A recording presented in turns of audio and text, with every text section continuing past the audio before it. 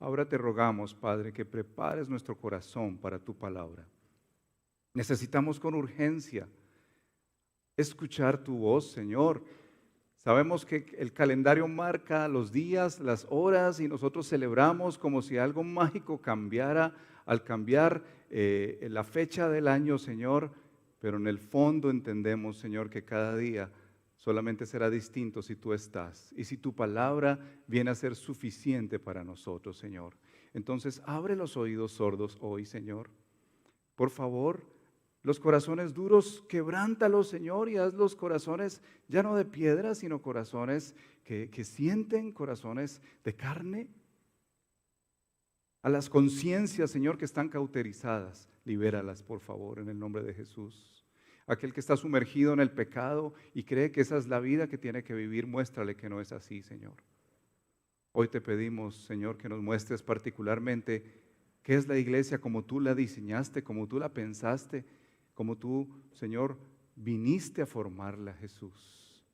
Y esto te lo rogamos solamente en tu nombre. Amén. Y amén. Puedes bajar un poquito. Bueno, mis hermanos, estamos empezando un nuevo año. Y la razón por la cual nosotros quisimos preguntarnos qué es la iglesia obedece al hecho de que este 2020 muchos de nosotros nos hicimos la pregunta.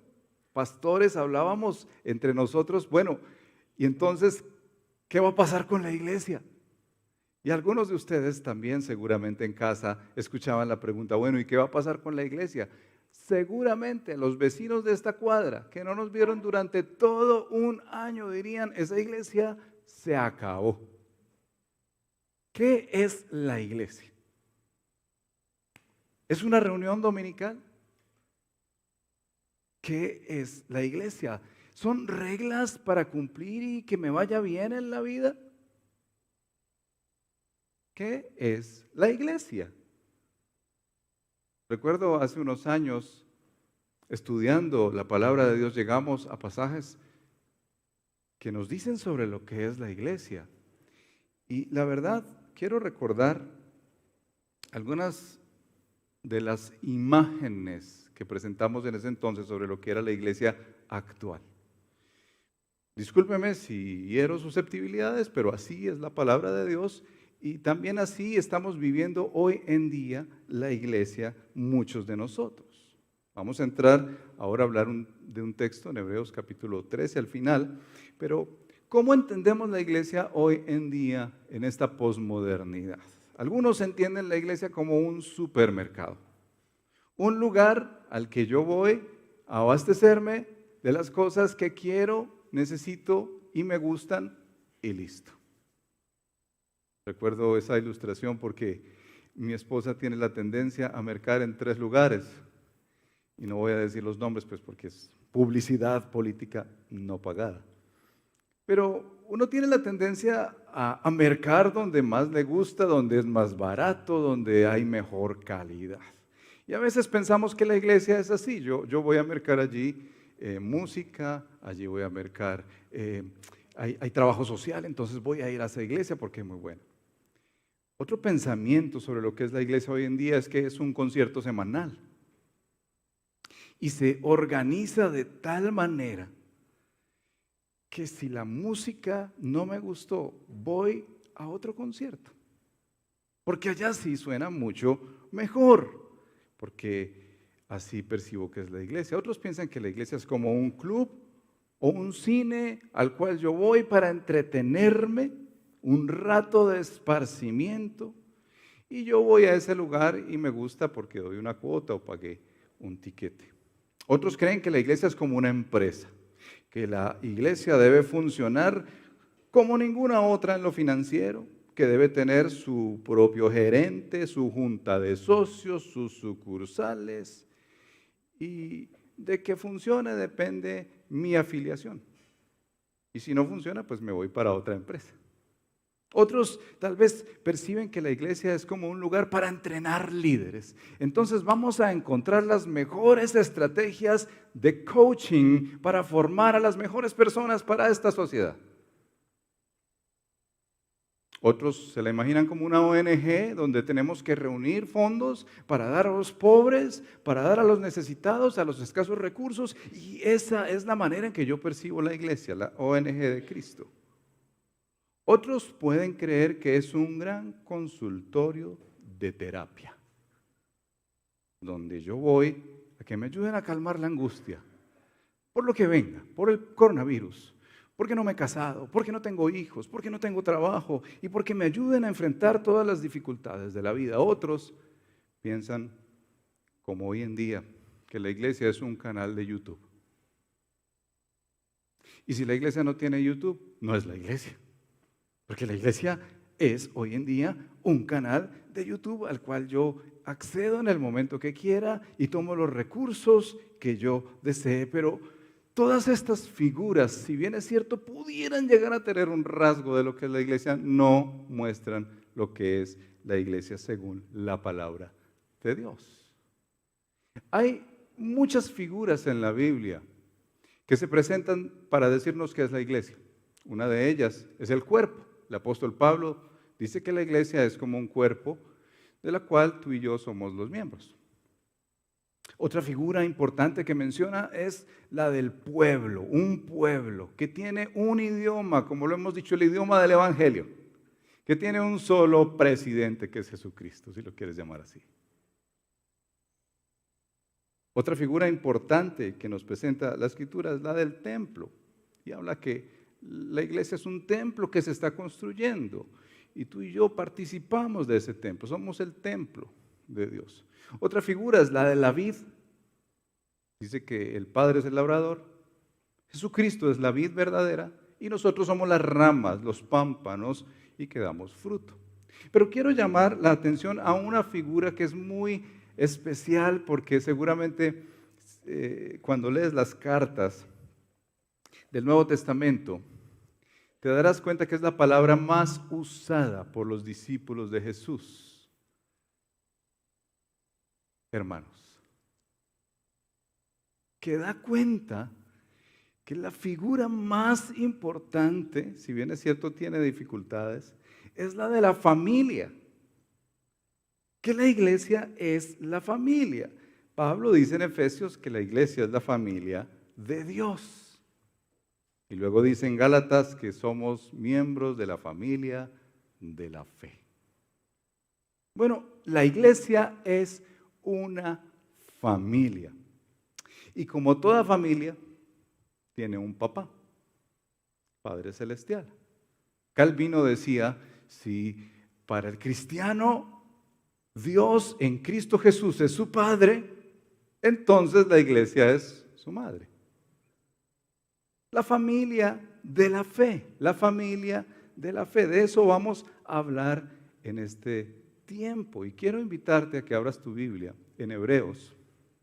Hemos seleccionado desde el año pasado estos textos que estudiaremos solamente en enero para respondernos a la pregunta ¿qué es la iglesia? Y el autor de Hebreos, algunos eruditos y en la misma historia de la iglesia le han atribuido el libro, la carta a los Hebreos al apóstol Pablo.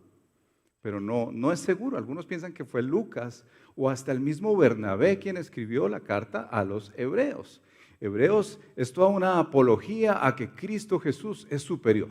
Superior a los ángeles, superior a Moisés, superior al tabernáculo, superior a los sacerdotes que existían en el pueblo de Israel. Pero ya finalizando, seguro recordarás un texto muy hermoso en el capítulo 11, toda la lista de hombres de fe que andamos nosotros es por fe, no por vista, porque la fe es la certeza de lo que se espera y la convicción de lo que no se ve, y se lanza a mostrar la galería de siervos que vivieron por fe y no por vista en este mundo. En el capítulo 12, para llegar al 13 que vamos a leer, habla sobre asuntos de la disciplina y de aquellos que rechazan al Señor. Particularmente está hablando de que nosotros como creyentes en una familia, la familia de la fe, estamos corriendo una carrera. Y tenemos que correr esa carrera porque tenemos una gran nube de testigos. Por eso en el capítulo 13 nos llama como hermanos de la familia a decirnos unos temas muy importantes de final de carta. Lee conmigo el capítulo 13, vamos hasta el verso 21. Y dice así: sigan amándose unos a otros fraternalmente. No se olviden de practicar la hospitalidad, pues gracias a ella algunos sin saberlo hospedaron ángeles. Acuérdense de los presos como si ustedes fueran sus compañeros de cárcel y también de los que son maltratados como si fueran ustedes mismos los que sufren. Tengan todos en alta estima el matrimonio y la fidelidad conyugal, porque Dios juzgará a los adúlteros y a todos los que cometen inmoralidades sexuales. Manténganse libres del amor al dinero y conténtense con lo que tienen, porque Dios ha dicho: nunca te dejaré, jamás te abandonaré. Así que podemos decir con toda confianza: el Señor es quien me ayuda, no temeré. ¿Qué me puede hacer un simple mortal? Acuérdense de sus dirigentes. Aquí la palabra es también aplicada a los pastores, que les comunicaron la palabra de Dios. Consideren cuál fue el resultado de su estilo de vida e imiten su fe. Jesucristo es el mismo ayer y hoy y por los siglos. No se dejen llevar por ninguna clase de enseñanza extraña. Conviene que el corazón sea fortalecido por la gracia y no por los alimentos rituales que de nada aprovechan a quienes los comen. Nosotros tenemos un altar del cual no tienen derecho a comer los que ofician en el tabernáculo, porque el sumo sacerdote introduce la sangre de los animales en el lugar santísimo como sacrificio por el pecado. Pero los cuerpos de esos animales se queman fuera del campamento. Por eso también Jesús, para santificar al pueblo mediante su propia sangre, sufrió fuera de la puerta de la ciudad. Por lo tanto, salgamos a su encuentro fuera del campamento, llevando la deshonra que él llevó. Pues aquí no tenemos una ciudad permanente, sino que buscamos la ciudad venidera.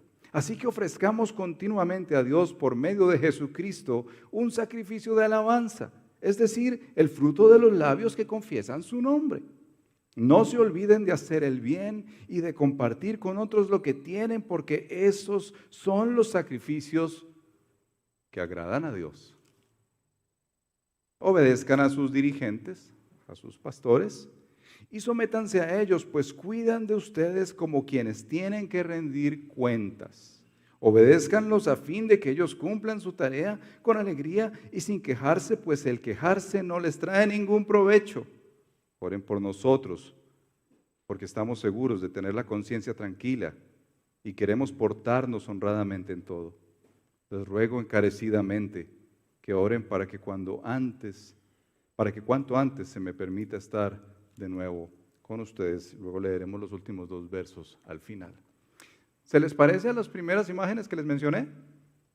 ¿Supermercado? ¿Cierto que no? Parece más bien la familia a la que uno le dice: mira, no te olvides de pensar en el primo tal, en el tío aquel, en el abuelo, en el hijo, en el hermano, en los papás. No te olvides de ellos. Ten en cuenta a todas estas personas. Y el escritor a los hebreos tiene muy en claro al finalizar esta carta que la carrera de fe se corre en familia. La iglesia es la familia de Dios, compuesta por creyentes verdaderos, compuesta por aquellos que han confesado a Jesucristo como el Señor y Salvador. Aquellos que en su vida, que no es perfecta, se ve el reflejo de la salvación. Y lo primero que menciona, solo vamos a tener 2 movimientos rápidamente en este pasaje. El primer momento es el verso 1. Tan hermoso para decirles a los hermanos: sigan amándose unos a otros fraternalmente. El amor como el componente central de la familia de la fe. Sigan amándose unos a otros fraternalmente. Pues bien, aquí nos deja ver el autor de Hebreos qué tipo de amor es ese. Porque también en este tiempo hemos hablado que el amor pareciera más bien algo emocional. Hoy no sentí amarte, me dijo un día mi esposa. Teníamos recién 3 años de casados y yo pensé, ¡ay, se acabó esto! Pero no, cumpliendo 23 años ya por la gracia de Dios, me he dado cuenta que era sencillamente una emoción. Sube y baja, sube y baja. El amor no es eso que siento, puede contener algo, pero no es eso que siento. El amor del cual está hablando aquí el autor de esta carta es el amor filial, el amor de hermanos. Yo sé que algunos de pronto tienen la mala experiencia de un hermano difícil, que hasta le debe y que tal vez nunca le vaya a pagar. Hermano en la sangre. Pero este autor a los hebreos, vamos a decir que fue Pablo, no sabemos. El contenido da cuenta mucho de que tiene el corazón de Pablo allí y la teología. Pero este autor tiene en su corazón comenzar este capítulo diciéndoles, mire, que no falte esto, que nunca falte el amor fraternal. Porque la iglesia tiene eso en su centro, el amor de Dios. El amor de aquel que dijo que amó tanto a este mundo que envió a su Hijo unigénito para que todo aquel que en él crea no se pierda. El amor fraternal. La calidad de ese amor es el amor filadelfo, el amor filos, el amor filial, el amor cercano. Y tal vez tú has tenido en tu historia de iglesia a alguien que has amado más que a un hermano en la sangre. Yo lo he tenido. Alguien que lo he sentido mucho más cercano que mis hermanos en la carne, que seguramente pueden estar viéndome. Yo los amo a ellos, pero han llegado a ser tan cercanos a algunos hermanos que es increíble ese amor con el que se pega. No se suelta tan fácil esa realidad, porque más que un concepto teológico correcto, la iglesia es la familia de Dios en la que experimentamos ese amor que permanece y que se sostiene. Este tema de familia es importante mencionarlo en un lugar porque está muy cercano a nuestro corazón. Sabemos, todos venimos de una familia, es cercano, los lazos son fuertes en algunos casos. Aquí en Antioquia, para los que vienen, tenemos varios de Venezuela, pero también de otros países, en Antioquia los lazos familiares son muy fuertes. Se han ido perdiendo, pero todavía hay domingos en que se peregrina, bueno, hoy en día por el tema del COVID no, pero se peregrinaba donde la abuela, donde la mamá, porque está allí en el corazón la familia, eso es central. En algunos barrios aquí en Antioquia y en Medellín que pareciera que no hubiese COVID, este fin de semana se vivió así. Todos yendo donde la familia, muy importante compartir allá el sancocho. Pero la parte negativa que uno tiene que recordar de la familia es que, como diría un gran predicador, Dios no tiene nietos. Y en esta familia solamente hay hermanos. Es decir, los hijos de los hermanos, mis hijas, tus hijos, que han estado formándose en la iglesia, tienen que un día entregar su vida a Cristo Jesús. Ellos no son nietos de Dios. Así que es muy importante entender el Evangelio a la luz de lo que significa ser la iglesia de Cristo aquí en la tierra. Ahora, ese amor que está presentando el escritor de Hebreos, para que no se quede en algo como tan etéreo, tan filosófico, ámense unos a otros fraternalmente, entonces uno tiene como que tratar de entender cómo será ese amor. Lo describe y pasa tiempo para explicar detalles de ese amor. Mira los versos 2 en adelante, las maneras prácticas en que el escritor describe el amor que debe haber entre nosotros que somos la familia de Dios. En primer lugar, la aplicación práctica, hospitalidad. No se olviden de practicar la hospitalidad. Bueno, tal vez muchos diremos hoy en día, no, pero es que es mucho más fácil hoy en día decir que no por el COVID, es que tengo una gripita. Y entonces nos olvidamos de la gente porque no, es mejor cuidarnos.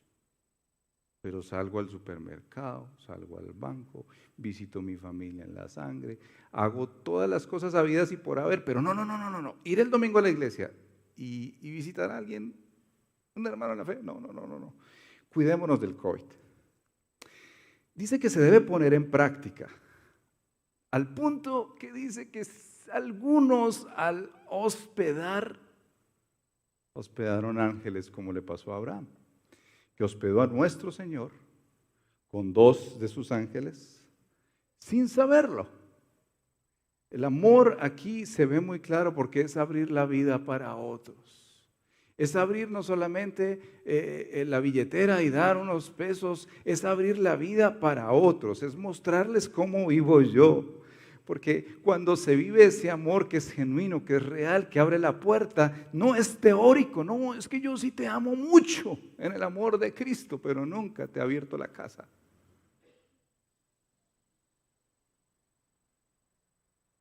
El amor del que está hablando este autor es un amor práctico, que tiene elementos muy genuinos, marcas distintivas de la familia de la fe. La hospitalidad, en segundo lugar, acordarse de los presos y de los que sufren. Claro que tiene la implicación de aquellos presos que están pagando una condena por sus actos delictivos, pero también por aquellos que no, en el caso del apóstol Pablo y otros de los seguidores de Jesús, estaban allí en la cárcel por seguir al Señor. Acordarse de aquellos que están en aflicción, sufriendo y que necesitan al Señor. De hecho, ese amor lo menciona así, como si tú estuvieras ahí en la cárcel, como si tú fueras compañero de prisión y como si tú fueras quien estás sufriendo. Ese es el amor que debe moverse por las venas de la familia de Dios, el amor que hospeda, un amor que se acuerda de los que sufren y de los que están en prisión. En tercer lugar, es un amor que tiene en alta estima lo que Dios tiene en alta estima. Y Dios tiene en alta estima el matrimonio.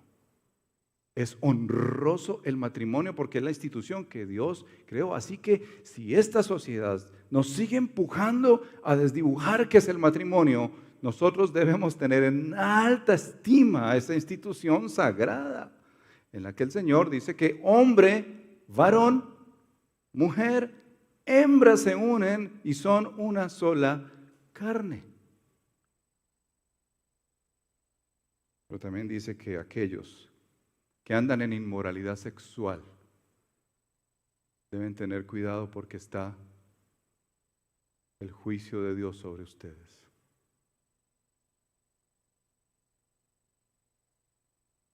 Este es un amor que no es solo emocional. Es un amor, como dice el apóstol Pablo, que piensa, que discierne lo mejor.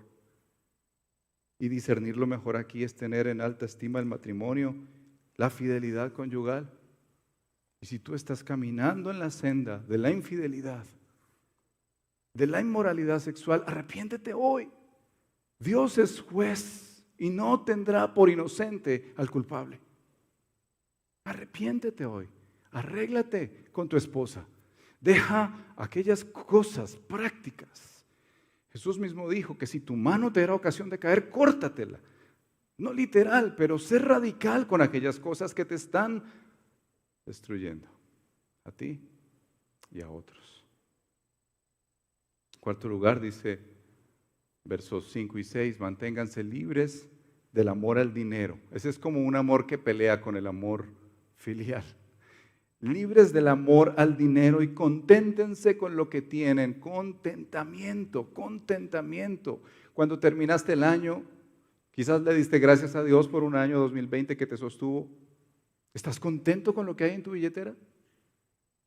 ¿Estás contento con lo que hay en tu cuenta?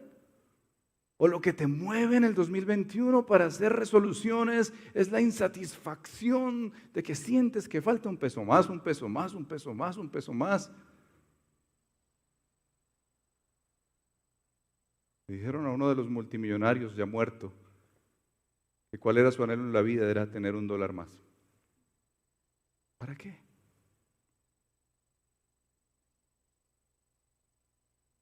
Y dice esta máxima: no ames el dinero. Escucha lo que el Señor te dice: nunca te dejaré, nunca te abandonaré. Y eso incluye pandemia. Eso incluye 2021, 2022. Nunca te dejaré, nunca te abandonaré. Por eso la familia de Dios responde al unísono: el Señor es mi ayudador. ¿Qué me puede hacer un simple mortal?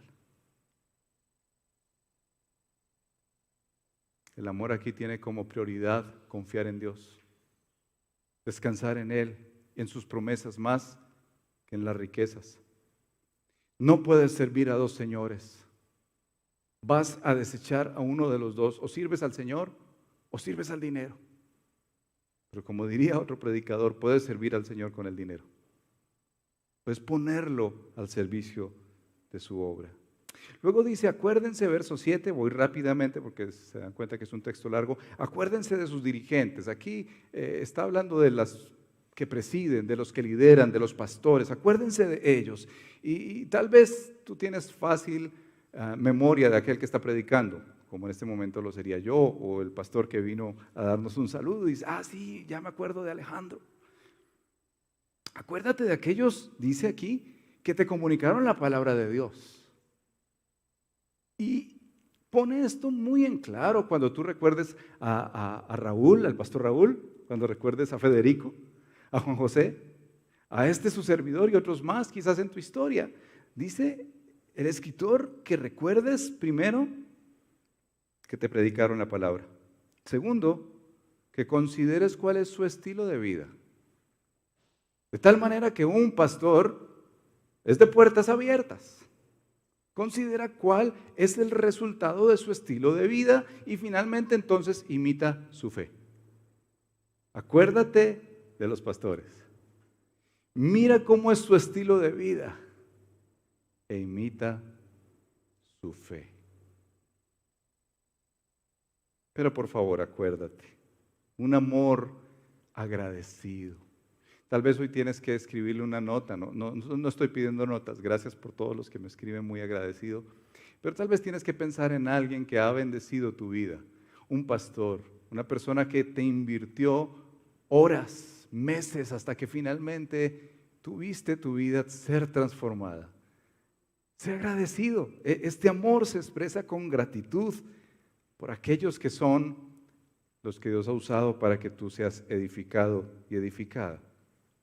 En sexto lugar, dice que no se dejen llevar por ninguna clase de enseñanza extraña. Y aquí amplía un tema medular, que sería materia de una predicación solamente, estos versos del 9 al 14.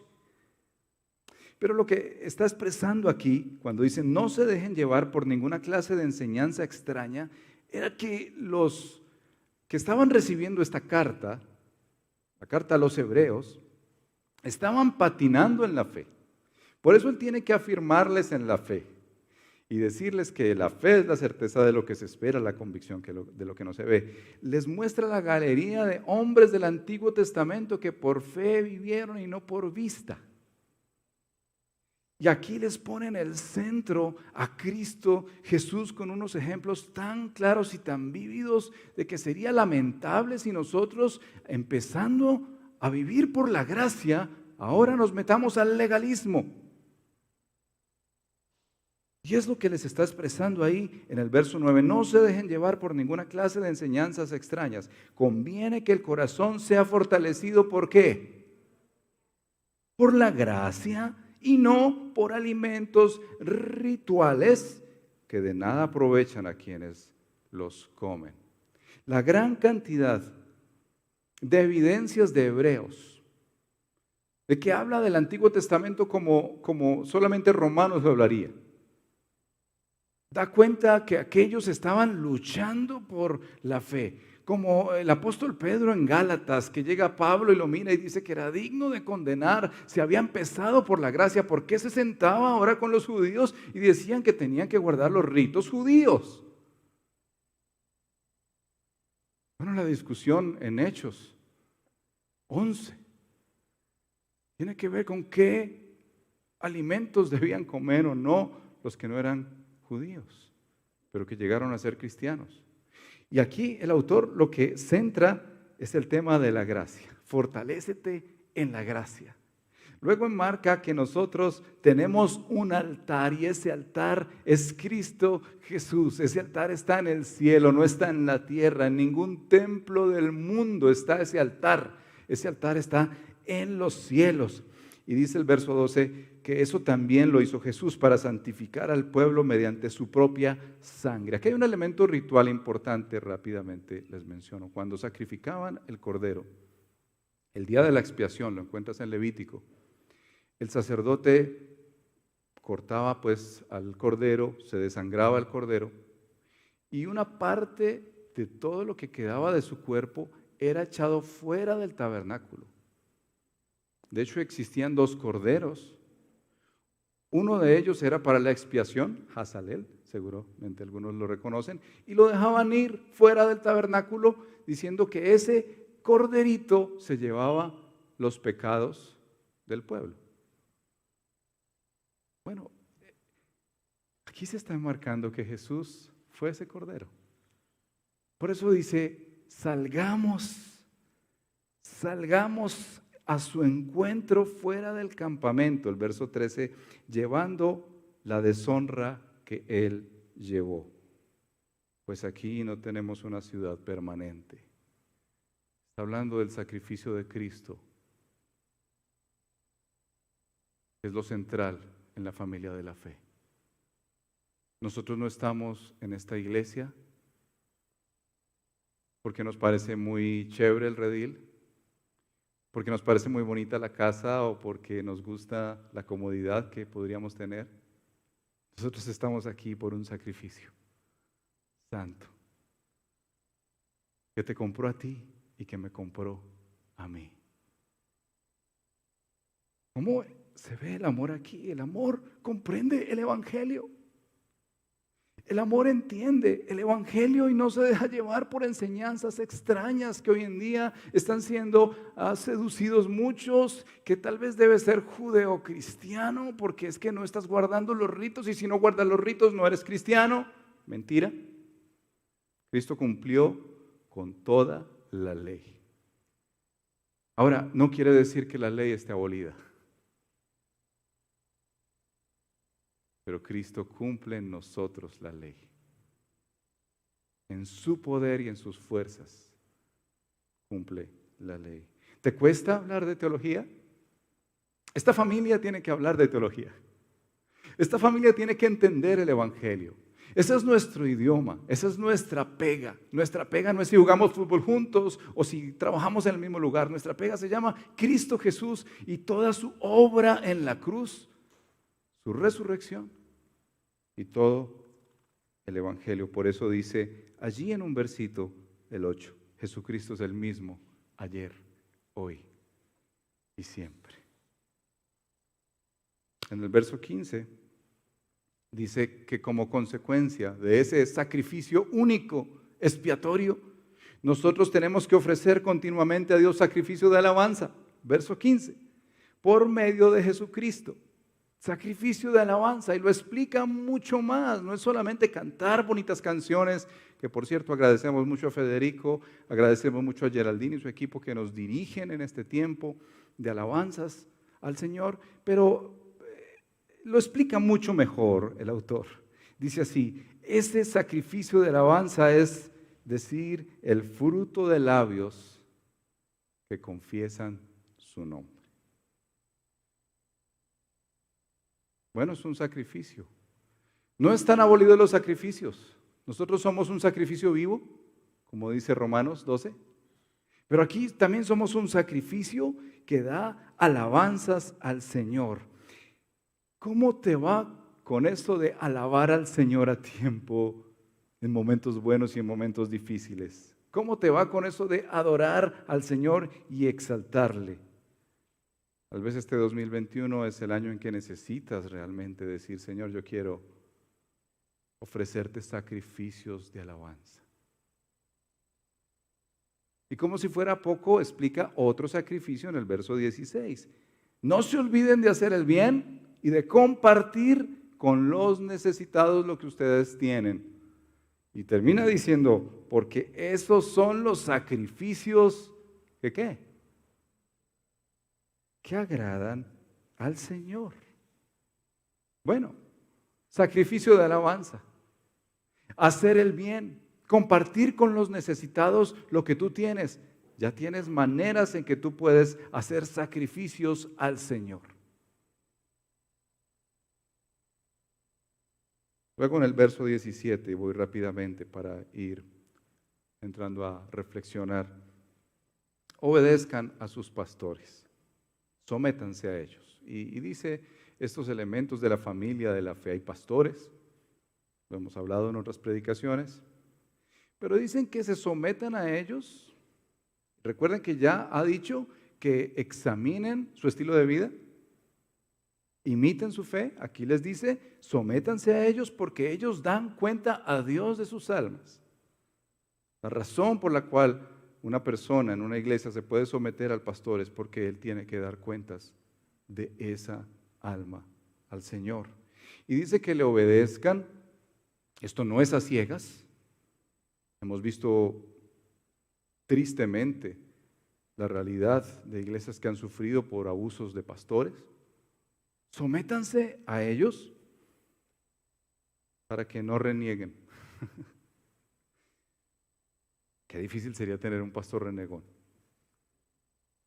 Para que hagan bien su trabajo, es lo que quiere decir. Para que no se quejen y que haya provecho en todo. Debemos obedecer. Y esto es muy importante y quiero tomar rápido el ejemplo del pastor Alejandro que está aquí. Obedecer a los pastores que Dios ha puesto en la iglesia local. Si él me invitara a su iglesia, que con mucho gusto iría, y el Señor sabe que quisiéramos un día poder compartir por allá, las ovejas de esa iglesia son las que el Señor le puso a él y él tiene que darle cuentas al Señor por esas almas. En nuestro caso, tanto Raúl como Federico, como Juan José y Carlos, tenemos que dar cuenta por las almas de esta iglesia. Así que es muy importante que tú sepas si eres de esta iglesia, para que los pastores podamos acompañarte. Y finalmente dice, oren por nosotros, versos 18 y 19, porque estamos seguros de tener una conciencia limpia, porque queremos portarnos honradamente en todo. Oren por nosotros, los pastores, y oren de una manera casual. Ese verso cae como anillo al dedo. Oren encarecidamente para que cuanto antes se nos permita volver a estar juntos. Aquí tenemos el privilegio de estar con algunos, pero hay muchos más que están por YouTube. Y oremos, la iglesia, los hermanos, la familia de Dios es una iglesia que ora, que está de rodillas, que siempre está buscando el rostro del Señor. Por eso al mediados de enero y hasta finalizar enero vamos a sacar un tiempo de oración y ayuno. Pero dice este autor de Hebreos, oren, porque estamos seguros de tener la conciencia tranquila. Eso les digo como pastor. Pero oren por los pastores porque queremos portarnos honradamente en todo. ¿Cuánto oras por los pastores? ¿Está en tu lista de oración? Invierte tiempo para que el Señor guarde a sus pastores. Es responsabilidad tuya porque todas estas demandas pareciera más fácil decirle a una iglesia, no, el pastor tiene que visitar a los presos, tiene que ser un hospedador, el pastor tiene que cuidar a los demás, el pastor tiene que compartir con los demás lo que tiene, el pastor tiene que hacer esto, el pastor tiene que saber bien el evangelio, en fin, estas 10 implicaciones, qué bueno decir, es que el pastor tiene que hacerlas. Pero si te diste cuenta, no es una carta y no es un final escrito para los pastores, sino para la iglesia, para la familia de la fe. Así que es escrito para ti y para mí. Es una gran invitación que nos hace el Señor. Ahora la pregunta para reflexionar y orar es, ¿cómo vivimos esto en el redil del poblado? ¿O cómo queremos vivirlo?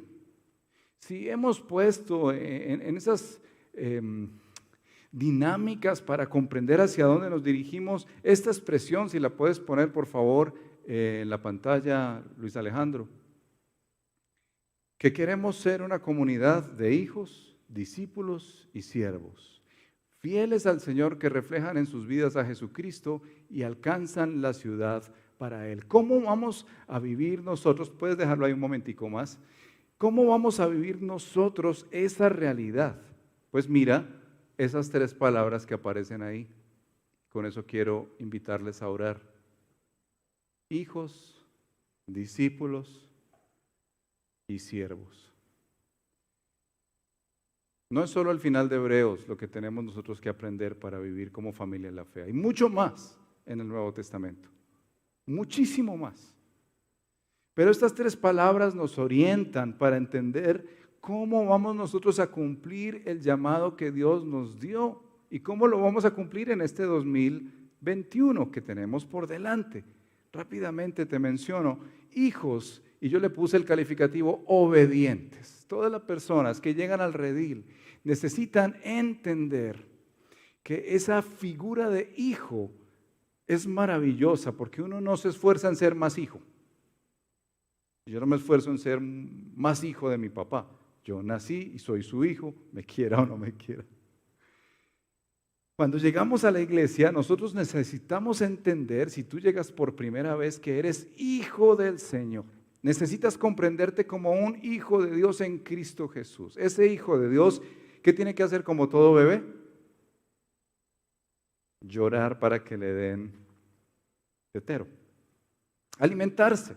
Leche espiritual no adulterada. Ese es el primer escenario, la primera como estación a la que queremos que tú llegues, que se llama hijos. Si tú has llegado el último año al redil, te invitamos a que te conectes. Queremos ayudarte a crecer en la fe, que seas alimentado, que seas alimentada, que te conectes los domingos a la celebración, a un grupo pequeño que llamamos Conéctate con el Redil del Poblado, y allí tú te entiendas y te percibas como hijo e hija de Dios en Cristo Jesús. No queremos que brinques ese paso, aun si eres cristiano. Queremos que te entiendas como un hijo. Muchos llegamos a la iglesia y queremos es solo servir. Pero un momento. Somos hijos que tenemos que alimentarnos. Y si no has dado el paso del bautismo, por eso le ponemos hijos obedientes. Que empezamos a obedecer las cosas que el Señor nos manda. En segundo lugar, discípulos. Discípulos, ese es el segundo movimiento. Un discípulo es alguien que aprende a Jesús, que camina con Jesús, que empieza a entender su palabra, que aunque le cueste, da pasos de obediencia en muchos aspectos, como por ejemplo congregarse, ¿sí? Por ejemplo, tener una vida devocional, sacar tiempo para el Señor, conectarse con un grupo para conocer mejor la iglesia, ser discipulado por otra persona, que este año tenemos más personas dispuestas a discipular a otros, pero finalmente discipular a otros también. Esa es la segunda estación en la que queremos que tú te veas en la iglesia. Hijos, pero también discípulos, hijos que se siguen alimentando. Ese hijo crece y tiene que empezar a seguir a Jesús. Y finalmente, siervos que son mansos y humildes. Queremos que la persona que ha pasado por ese estadio de ser hijo, que se entiende ya como un discípulo fiel, llega a ser un siervo que tiene estas dos características: manso y humilde, como su Señor, como su Maestro. Y esa persona le invitamos a que se una a un ministerio de tal manera que esto que leímos ahora en Hebreos capítulo 13 se articula. Y aun si no tuviéramos un ministerio, por ejemplo, para los presos, esa persona se vincularía y decir, vamos a entrar a las cárceles. Apoyamos aquí ministerio carcelario en Medellín, en la cárcel de Bellavista. Pero si no tuviéramos un ministerio y que el Señor nos está moviendo a eso, tal vez tú serás parte de ese ministerio. Pero no te puedes brincar los pasos. Tampoco te puedes quedar. Muchos nos quedamos como hijos que ya pudiendo caminar seguimos gateando. Muchos queremos ser discípulos, pero necesitamos ser fieles. Y otros que queremos ser siervos, pero necesitamos ser tratados en nuestro carácter, porque el servicio requiere de mansedumbre y de humildad. Quiero que recuerdes esas tres palabras y oramos. Hijos, discípulos y siervos. Y para orar quiero que pienses en dónde estás tú. ¿En cuál te encuentras? Porque si aún ni siquiera eres hijo de esta familia de la fe, hoy tienes el milagro de entregar tu vida a Cristo y decir, Señor, yo quiero entregar mi vida a ti y ser parte de tu familia. Por la obra de Cristo, hoy puedes ser parte de su familia. Cierra tus ojos. Toma unos segundos para responder.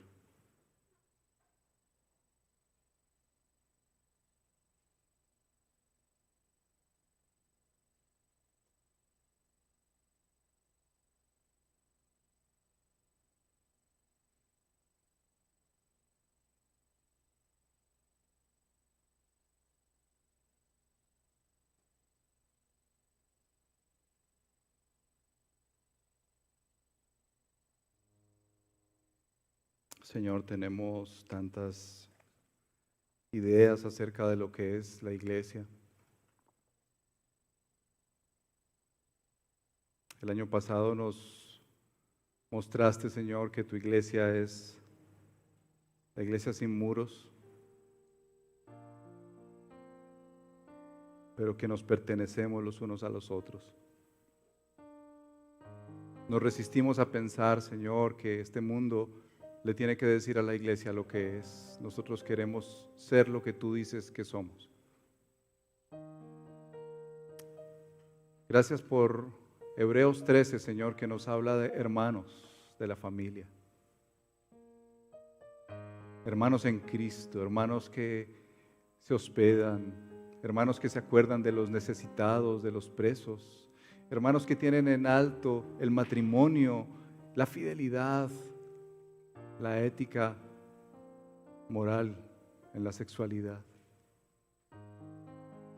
Hermanos que se acuerdan de sus pastores, de aquellos que les enseñaron la palabra, hermanos que aman profundamente el Evangelio y lo entienden y lo articulan y crecen juntos, hermanos que se someten a sus pastores, que comparten lo que tienen con los demás, principalmente los de la familia de la fe, hermanos que adoran a su Señor y Salvador, que le rinden alabanza y adoración, hermanos que oran, que no tienen miedo de unirse, así sea virtualmente, para orar por todas las necesidades, Señor. Permítenos articular eso en esta iglesia, Señor. Siendo hijos tuyos, discípulos tuyos, hijos obedientes, discípulos fieles, siervos mansos y humildes. Que todo esto, Señor Jesús, sea para la gloria y la honra de tu nombre. Ponte de pie y terminamos cantando que somos la iglesia del Señor. No sin antes dejarles con la bendición que el escritor de Hebreos dice: el Dios que da la paz, que da la paz, levantó de entre los muertos al gran pastor de las ovejas, a nuestro Señor Jesús, por la sangre del pacto eterno, que Él los capacite en todo lo bueno para hacer su voluntad, y que por medio de Jesucristo Dios cumpla en nosotros lo que le agrada. A Él sea la gloria por los siglos de los siglos.